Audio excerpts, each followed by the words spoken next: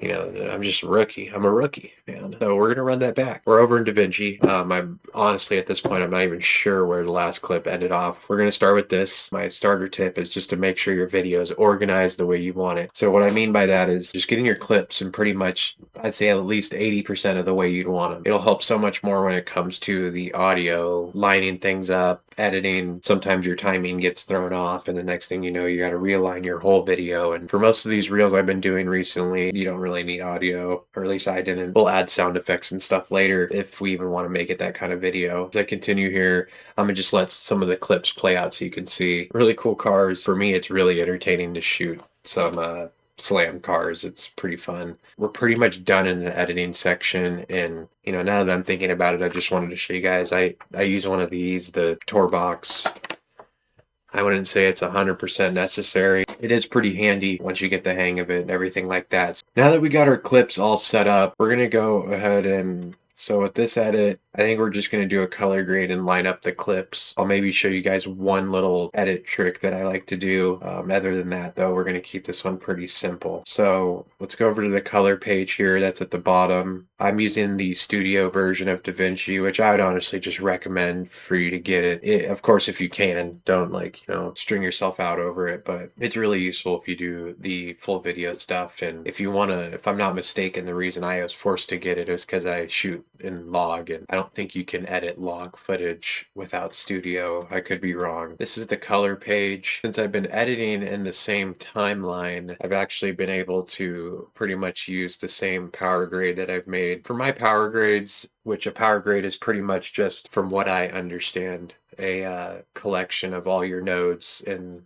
you know, just an easy, quick, either a basis or already applied, you know, changes to the video. Main one is, of course, changing your color space, so making it so you go from log to, you know, Rec 709 or whatever. This is probably going to jump to be pretty complicated for some beginners, but I'll do my best to explain it here. This little 1.21, this is just a still that I grabbed earlier, and that's just based off of this one right here. Since I like the way this looked, and I don't like going too crazy on my color grades and stuff, so I just grabbed a still off of one of these, which means you just pretty much took a picture of the nodes you set up and you can apply it to some of your other videos, or you can save it and even apply it to some of your other edits. But if we go back over to our color page, and so this is the still, I just grab and drop it. And I like watching a bunch of YouTube videos on how people set up their power grades and stuff, so I'll take little bits and pieces. Not at all everything I'm showing you did I figure out myself or anything, but it was kind of similar to what I've already had, it just a little bit more developed. This looks really complicated. It's not at all. I'm telling you that right now, and it may still seem that way after I say that or explain it, but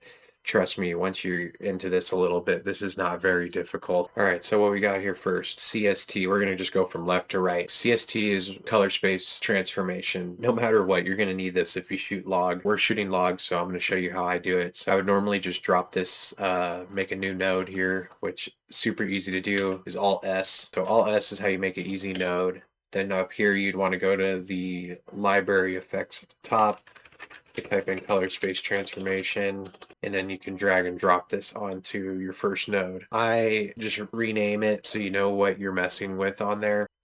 Shoot, that was not a fart, that was my foot moving. I changed my keybind to be R to be able to rename stuff, because that's like a big part of this until you get to power grades where you just drag and drop, because you don't want to individually power grade or grade every single clip, or else things will look different, and it's very tedious, of course. But we got our color space transformation, which changes your, as you can see here, we're in, I shot this in Canon Log 2 on my Canon C50. We got, you know what, hold on a second, let's just,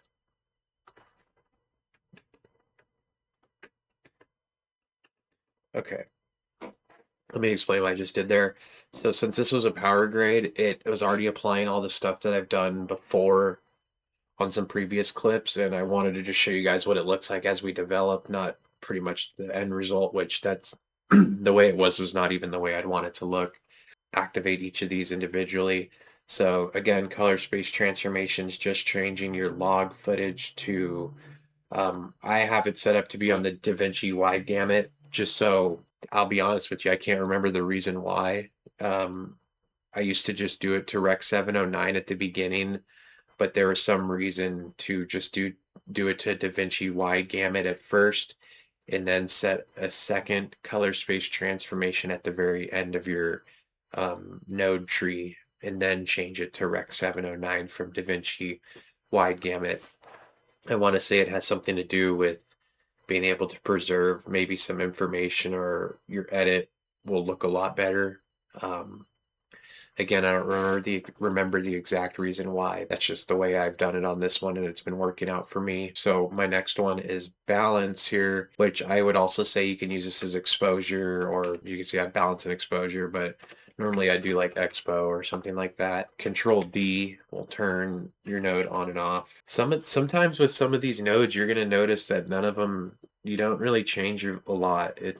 Don't ever really feel like you have to change something if it looks fine the way it is. Since this one, I didn't change it to Rec 709, it's still a little bit gray. So that's where we're going to use these nodes in order to kind of bring it back. So on this one, I'm just going to bring the exposure up just a little bit to start. It looks like it's probably going to be a little bit underexposed, but I'm also going to try to keep the car properly exposed. This is a decent start, but I'd say we need some color in here to really see what we do and don't need. Again, on some of these nodes, I haven't even changed very much. So we're kind of starting from a blank slate here, so I can kind of show you how this was built. So we have contrast now, which since I shoot with the ND filter and a CPL, usually most of the time, if it's set right, my contrast is pretty decent. Usually no need to add contrast. Sometimes I even take some down because I could just tell that it's too much. And that's one of my biggest pet peeves with videos, is when you can just see that there's way too much contrast or saturation. So sometimes my videos will be even less saturated like that, just because I'm not a big fan of that look. Just for the video, we'll kind of show, because like you can see here, it just starts depleting the blacks pretty bad. That sounded crazy.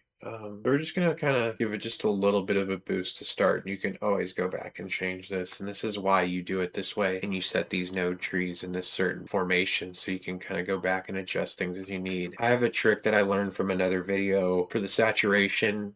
I would never recommend for you to go down here into the bottom and set it that way. You want to go to your node, right click, channels, change this, turn channel 1 and channel 3 off.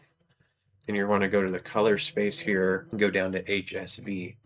So now with this, and again too, and I think this is how everybody should do it. There's no the exact way to do it right. Like everybody has their way of getting to the end result that they like. And so I just start playing with some of these and seeing what looks right to me. I mean, I'll sit here and, as you can see, it's starting to add a little bit of color, a little bit more, without it having to just be the whole scene blown out in saturation. It just doesn't look good sometimes. Part of this is that sometimes it'll add, color to things you don't necessarily want. So for example, like there's way too much blue in the car. We're gonna kind of go about a way, and I'll show you a trick later to how to deal with that and expose all my little stuff here. So I like going for how it looked when I was shooting the cars. Like, it's really hard for me to make a space different than what it was originally, I mean, I can do it, but it's just not really how I like to shoot. So as you can see here, the car is very blue. We're gonna take care of that later, but this is a lot better than it was. So like, as you could see,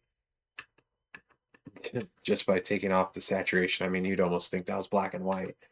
It's not. This is how it looked in person, the white balance is on point, which I'd say that's one thing I'd try to maybe get down before you get to post, because if you set it right in your camera, it usually will work out pretty well for you. We left off on the saturation part here. Let's go ahead, and next step will be the temperature. So this one I don't mess with all the time, but again, I like editing and shooting to reality. So it just depends. Of course, it depends all on your taste, but it can start getting a little wonky with your colors depending on how you do things. The HDR, gosh, I'm trying to remember what I had this one set out for. I want to say that this one was DR. I use that for the highlights. It's all to taste, but I look at it, see how everything blends together. You don't want something to be, I shoot to make sure that everything is exposed the way it needs to be, and especially to be able to play around with it in post. So I was a little bit more focused on the sky and getting everything right there. which helps when you kind of bring it back. And then I just made these two. I don't play with them all the time. Probably get a little bit more into curves. You know, maybe with the warper, what I would have done is this color section, and this is what I'd maybe mess around with here. Like, so if you wanted to change a little bit of the greens, and again, I do all this based on pure looks. I don't care what somebody says about, oh, you got to do it this certain way or with these colors. Like, just do it the way that looks cool to you. Like, there's no particular way. I'm sure there's like a balance to it and, you know, some particular, you know, formation to set it up with. But to be honest with you, if you just kind of do it the way that you like to make videos, people will follow you based off of the way you do it. You know, if you sit here and you exactly say, follow me or follow some other person on YouTube, that it's not going to be your style. I would just recommend take little bits and pieces from people and then make it your way. And people aren't going to like it no matter what you do, and people are going to like it no matter what you do. So just live your life like that, and it'll usually work out. I try to keep it pretty balanced with the sky. I hate it when the sky starts to look a little crazy compared to everything else. And as you can see there, sometimes when you play with like saturation and luminance, you start to get some like artifacts like that. I can't stand that. So I bring that back down until it kind of, you know, blends back in. But, you know, on a phone, most people aren't going to see stuff like that. Again, this is for an Instagram reel, and they already chop, mince, and throw your videos down the river with the quality. So curves, the reason I don't mess with them is because I don't quite understand them. So I'll play around with them, but I don't feel like when I do what I mess around with them that it's doing what I'd want it to do. Coming down the line here, trim. Let me back it up a little bit. So I made parallels here, and the way you make a parallel is you click on the one you want, node, and then you add node, parallel. Parallels will create like a line up and down like this. So each, from this point on, each one of these is an individual change based off of the one before it. The reason why I set it up this way is so like if you're messing around with all the temperatures, you know, highlights and all that, it's not overlapping each previous adjustment you did. It's kind of a weird thing to get used to because especially coming from like Lightroom where you kind of edit everything in the same bucket. This is each little section has its own little, I'd almost say it's like a little post-it, you know, like you're flipping through a post-it book and each one does something a little bit different to create a full end result. The next one here is a trim node, which is essentially just, okay, this is like the last, this is what I'm going to touch up on happen from all of these. So like this is just your little minor things that you feel like you need to change. So like I'd say maybe I can bring the shadows up just a little bit. So I'll leave it at that. Power windows. So these are going to be masks. And they're very important. I'd say this is what separates really good editors. And I'm not putting myself in there, but windows and masks make it so it looks a lot more the way it should. Some people might have a different opinion on that, but that's, I don't really care. Here, this is what I'm going to talk about and kind of explain. So we're going to go to this first power window. And for example, how I told you guys that the car is a little blue to me. I don't really like that. And of course, there's sometimes you can't do anything about it, but that's what editing's for. Studio version, AI magic mask here, power window section, AI magic mask right here. Just going to want to put some corner points on the car. Pretty good at it now, so you really don't have to go too crazy. Once that's done, of course, you're going to be like, I can't see anything. So then you go to this section right here. Boom. That'll show what your mask is sectioning out. The one to the left of it inverts it, which could be very useful, and I'll show you here in a sec. So then what we do here is first frame, and then you track the section. The DaVinci is pretty decent at this, I'll be honest with you. So as you can see here, it's masked it out. Did a pretty good job. I'm not crazy particular about that stuff. It's on the phone. Most people aren't going to see it. So again, here, this is where I'll go back, turn that off so I can see the mask. And then I'm going to add a little bit of, no, disregard. We're going to go over to the blue color slice, and we are going to desaturate the car with the blues. As you can see here, this is that trick, and because most people would be like if they're not very educated on the editing stuff, is you just make the whole temperature of the whole video, you know, orange or yellow to counteract it. But this, if you just mask out the car, bring down the blue saturation, it's going to take that out of the paint. So it's going to look a lot more, I want to say natural, because I feel like in person when you're looking at the car, you don't really see all the blue reflecting on it. And I'll also say that the CPL in the ND filter adds some blue to it as well. So that's what I do for the first power window there. You don't have to do this if you just want to be a little bit extra, but say for instance, you wanted the sky to be a little bit darker. All right, I'm trying to finish this video up while we got my light power still. I'm just using this as an example. This is honestly not what I want to do for this video, but I want to show you. So you can see the gradient. If you just wanted to fix the sky but not anything else, you can then do that gradient and then you contract that so it stays where it's at. And then you can do your adjustments to the sky or to the car or, you know, whatever it was. I'm just going to reset it. I don't think it's necessary. I mean, it looks a lot better than it did from log footage, and I'm not a crazy on editing, changing the color, look, shadows. Like, I just like the way it looks from the camera for the most part. And so this is how to do that. Texture, that can be stuff like, you know, grain, whatever. Here you can see this is going from DaVinci to Rec 709. So as you can see, completely dogged the whole freaking thing.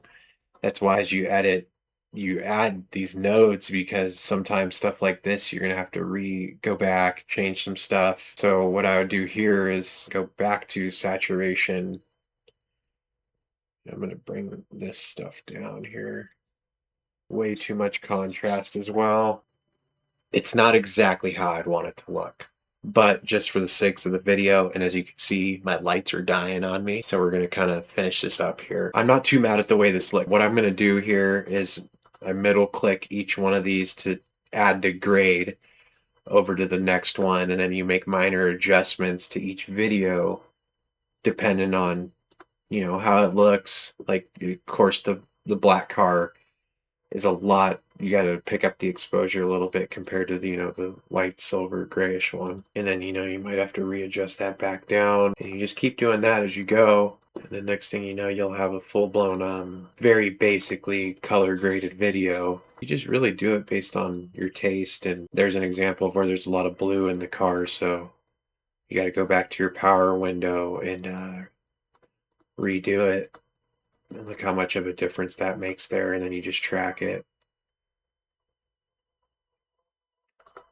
And then we'll add the last one there, redo the power window. Very simple, quick edit on a reel. This is nothing. And then just to show you guys before my other light dies. Very basic. Maybe add some sound to it. It's a very basic color grade setup. I butchered it. I'm going to make a better one again. We're going to be more prepared, but I just wanted to put out a little something for y'all. Yeah, I'll hit y'all later.